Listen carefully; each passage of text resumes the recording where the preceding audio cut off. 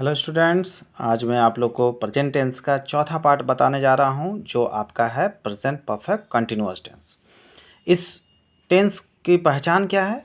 तो वाक्य के जिन हिंदी क्रियाओं के अंत में रहा हूं, रही हूं, रहा है, रही है, रहे हैं, रहे हो, etc ये सब रहें तथा उस वाक्य में समय दिया रहे तो उसे हम लोग प्रेजेंट परफेक्ट कंटिन्यूअस टेंस कहेंगे, है ना। इसको बनाने का क्या नियम है? तो subject plus has have plus been plus before plus object plus since या फोर, उसके बाद टाइम का इस्तेमाल करेंगे। अब यहाँ आप देख रहे हैं सिंस और फोर दो चीज़ आ गया है, तो ये दोनों का प्रयोग कहाँ कहाँ होता है? तो सिंस का प्रयोग हम लोग पॉइंट ऑफ टाइम के लिए करेंगे, मीन्स फिक्स्ड टाइम, यानी निश्चित समय दिया रहेगा। जैसे 2 बजे सोमवार से, जनवरी से, 2010 से, सुबह में, इस तरह का अगर टाइम रहे तो हम लोग सिंस का इस्तेमाल करेंगे। जबकि फॉर का प्रयोग हम लोग करेंगे पीरियड ऑफ टाइम के लिए, मीन्स ड्यूरेशन के लिए, यानी अवधि के लिए। जैसे 2 घंटे से, 4 दिनों से, 6 महीनों से, 2 वर्षों से, इस तरह का जब पीरियड रहेगा, आपका ड्यूरेशन रहेगा, तो आप वहाँ पे फॉर का इस्तेमाल करेंगे। क्लियर है? तो सिंस और फॉर आप अच्छे से प्रयोग करेंगे। इसके बाद हम लोग एक एग्जाम्पल देख लेते हैं। एग्जाम्पल में जैसे मैंने दिया है, मैं 4 दिनों से अंग्रेजी सिखा रहा हूँ, है ना। तो क्या बनेगा इसका? I have been learning English for 4 days. Clear? दूसरा, वह सुबह से भोजन पका रही है, तो she has been cooking food since morning.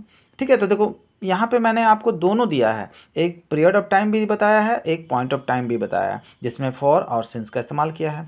अब हम लोग आते हैं नेगेटिव सेंटेंस पे। नेगेटिव सेंटेंस का रूल क्या हो जाएगा? Subject plus has have plus not plus been plus V four plus object plus since या फोर प्लस टाइम।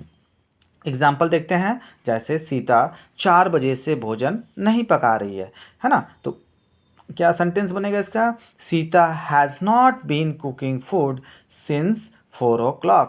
ठीक है, तो आप देख रहे हैं कि सिंस और 4 हम लोग कहाँ लगा रहे हैं, तो ये आपका पॉइंट ऑफ टाइम था, इसलिए यहाँ सिंस का इस्तेमाल हुआ। अब हम लोग देखते हैं इंट्रोगेटिव सेंटेंस। इंट्रोगेटिव सेंटेंस मैंने पहले ही बताया है, ये 2 प्रकार के होंगे। जब वाक्य क्या से शुरू हो तो उसके लिए रूल क्या हो जाएगा? Has have plus subject plus been plus V four plus object plus since या फोर प्लस टाइम, है ना। और उसके बाद क्वेश्चन मार्क। जैसे एग्जांपल दे रहा हूँ मैं, क्या आपकी माँ सुबह से खाना पका रही है?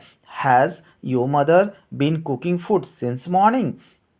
क्लियर है? तो यहाँ पे हम लोग क्या किए हैं? ऑक्सिलरी वर्ब को पहले लाए हैं जब वाक्य में क्या से शुरू होता है। ठीक है, अब इसके बाद हम लोग इसका सेकंड पार्ट देखेंगे कि जब आपका इंट्रोगेटिव सेंटेंस में सब्जेक्ट के बाद क्वेश्चन वर्ड आता है, ठीक है ना, तब वहाँ पे WH फॉर्म का इस्तेमाल करते हैं। और WH फॉर्म क्या है, मैंने अपना पहला वीडियो में बता दिया है। तो WH form plus has have plus subject plus been plus V four plus object plus since या फोर प्लस टाइम, इसका इस्तेमाल करके हम लोग इस सेंटेंस को बना सकते हैं। जैसे एग्जांपल देखिए, आप सुबह से क्या पढ़ रहे हैं? तो what have you been reading since morning.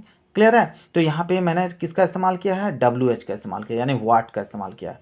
What have you been, है ना। तो यू सब्जेक्ट के अनुसार आपका हैज़ या हैव लगता है। क्लियर है? तो इस तरह से आप इस तरह का सेंटेंस को ईजी वे में बना सकते हैं। अब हम लोग देखेंगे जब WH में, यानी आपका इंट्रोगेटिव सेंटेंस में नेगेटिव मिला हुआ रहता है, यानी इंट्रोगेटिव नेगेटिव सेंटेंस, तो इसमें भी 2 रूल होंगे आपके। जब वाक्य क्या से शुरू हो, जब क्या से शुरू होंगे तो हैज़ हैव पहले लिखेंगे, यानी ऑक्सिलरी वर्ब पहले, फिर सब्जेक्ट, फिर नॉट, फिर बीन, फिर बिफोर, फिर ऑब्जेक्ट, फिर सिंस या फोर, उसके बाद टाइम लगा के क्वेश्चन मार्क। एग्जांपल दे रहा हूँ मैं, क्या आप 2 बजे से गाना नहीं गा रहे हैं? देखिए यहाँ नहीं आ गया है ना। तो क्या लिखेंगे? Have you not been singing a song since 2 o'clock।